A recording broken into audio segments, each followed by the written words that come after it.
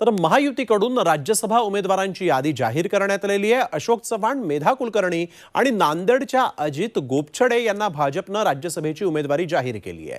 तर शिंदे गटाकडून मिलिंद देवरा यांना उमेदवारी देण्यात आली। उद्या या सर्व उमेदवारांचे अर्ज दाखल होणार आहेत। महायुतीचे आता जवळजवळ सर्व उमेदवार ठरलेले आहेत। भाजपनं 3 उमेदवारांची नावं जाहीर केली आहेत। त्यामध्ये कालच भाजप प्रवेश केलेले अशोक चव्हाण यांचा समावेश आहे।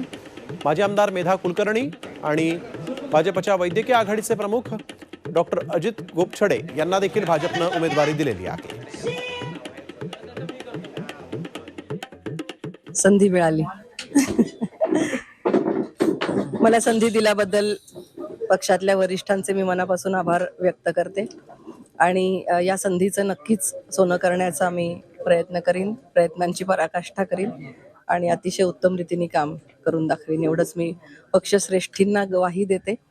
माझ्या पक्षातले सर्व वरिष्ठ माननीय नरेंद्र मोदीजी, माननीय अमित भाई शहा, माननीय JP नड्डाजी, देवेंद्रजी फडणवीस, बावनकुळे साहेब, सर्वांचे मी आभार व्यक्त करते। आमच्या महिला मोर्चाच्या अध्यक्षा वनतीजी श्रीनिवासन, या सर्वांचे मी मनापासून आभार व्यक्त करते की त्यांनी मला या ठिकाणी संधी दिली।